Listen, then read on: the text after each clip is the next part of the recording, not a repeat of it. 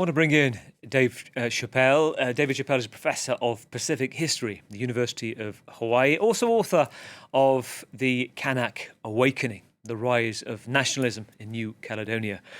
Good to talk to you, David. Let's start, because a lot of France 24 viewers, we've seen a week of violence, reports of what's been going on, but actually just a step back, Sunday evening, so those trying to understand the situation from root to fruit, get a sense of it, and you're the perfect person to talk to here. Just try to give us, if you can, in brief, it's a challenge, a potted history of New Caledonia, how it became a colony and how we got to this point.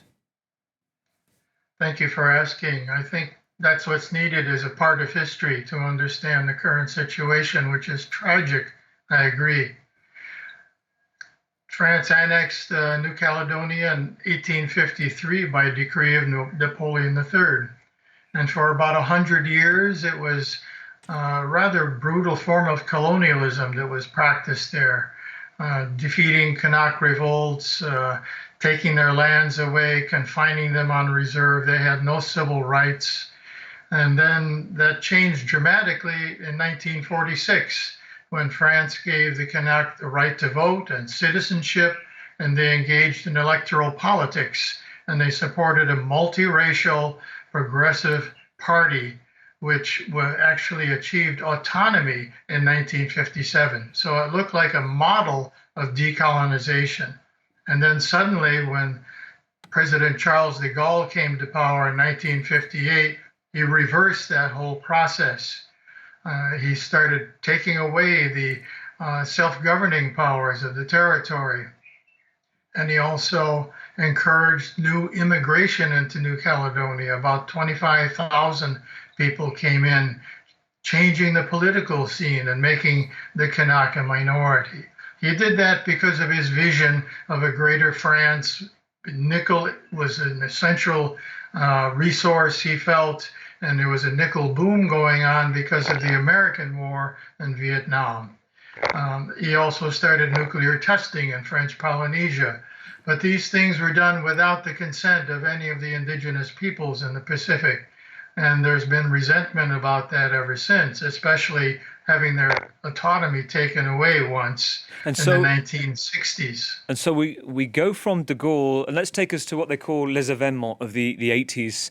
Yes. Violence, those seeking more autonomy, independence, the French settlers as well involved, the clash between the two, police as well. And then we go to a key moment, 1998, a key treaty agreement in which basically stopped the election rights of the French after that period, so that the voice of the Kanaks, the indigenous people there, wouldn't be diluted, eclipsed by those continuing to come, the settlers over the decades. And it seemed to quell the violence. But I guess the issue was that treaty expired, and then brings it up to these events of this week. Yes, very good, yeah. Well, the taking away of autonomy caused the nationalist movement. And by the 1980s, that erupted in a civil war, trying to push Kanak independence because the Kanak felt they were being marginalized in their own country. So recently, since the 1998 Noumea Accord, a kind of peace treaty after the events, and it promised an ongoing process of decolonization. It restored a kind of autonomy to the territory, and it also protected the Kanak voice, shall we say, by restricting voting rights to long-term residents in provincial elections. Now, some people regard the Noumea Accord as being void, but it isn't, because the final provision in the Noumea Accord is, even after independence referendums, whatever the result, people needed to sit down and negotiate a new arrangement. And that is what has not happened. So in general terms, you have large number of, I think it's about just over 40%, isn't it, of indigenous Kanak, a minority that's sort of continued to ebb away, about 25% of French settlers.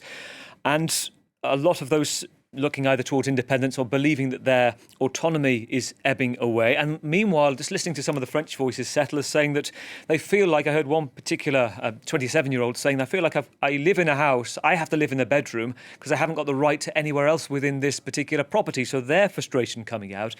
And if you look at this week, with the French government saying that those who've been there for 10 years or more, French people in New Caledonia, have the right to vote. I just wonder, there's a lot of triggers here, aren't there? You also got the geopolitics of nickel, as you mentioned, and Azerbaijan being accused of being involved in trying to meddle and meet with the independence movement. How do you read the situation now, and where do you see this going? Well, the French authorities have accused the young people committing the violence to be ordered by a mafia to do so, which isn't true at all. And although the Kanak attended a conference, an anti-colonial conference in Azerbaijan last July with a variety of other independence parties, including Tahiti, and they're not having this trouble. I think that's another incorrect assumption that this is Azerbaijan's doing. This is strictly a Kanak thing in New Caledonia that's happening.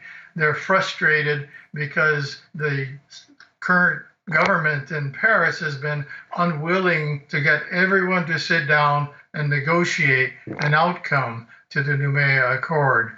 And they jumped the gun, you might say, the French did, by introducing this 10 years of residence change in the voting situation without any other surrounding negotiation or discussion of further processes that would reassure the Kanak that they would still have a voice in the country. And so the young people say that they're doing this as a revolt against recolonization, which in my view is the second time since the 1960s.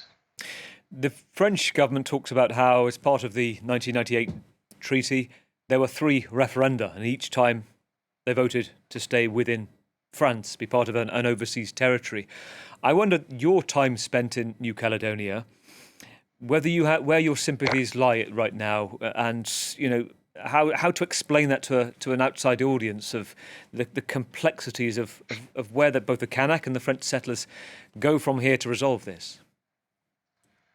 It's difficult to explain, except I think the word conundrum might be applied, because you have a situation where the largest single ethnic group in the country is Kanak, and the Europeans are second, and then you have Polynesians, especially from Wallis and Futuna and French Polynesia, and they have been siding with the Kanak and the government on social and economic issues, but not the independence issue. So it is a complex situation. It's a very delicate balance between all of these groups. And personally, my heart is with the Kanak, but I don't approve of all of the riots and destruction that have been going on. I think it's unfortunate that they felt they were pushed to that, as they say, to put more pressure on France to negotiate, as they've been asking. I think one thing as well, just briefly with you, David, but it's interesting to hear your thought on this, just a prevalence of weaponry we're hearing about, just the armed groups, shootings, particularly in the north of the main island as well. Just what's your understanding of just how that has become such a prevalence of weaponry in New Caledonia? Well, it's really surprising to me in a way. Back in the events of the 1980s, the Kanak were heavily outgunned by the settlers as well as the French military and police. So the largest number of killings were Kanak. About 70 of them were killed in those events. This time, I've heard that there are places in mostly Kanak towns where there is a lot of gun sales going on, as well as in Noumea. So the number of guns is now estimated to be about 1 for every 4 people in the country. And that's a really dangerous and tragic situation. David Chappell, great to talk to you. Thank you for coming on France 24 to explain particularly about the difficult and very concise potted history you managed to do as well. That's Dave Chappell, Professor in Hawaii. Good to talk to you.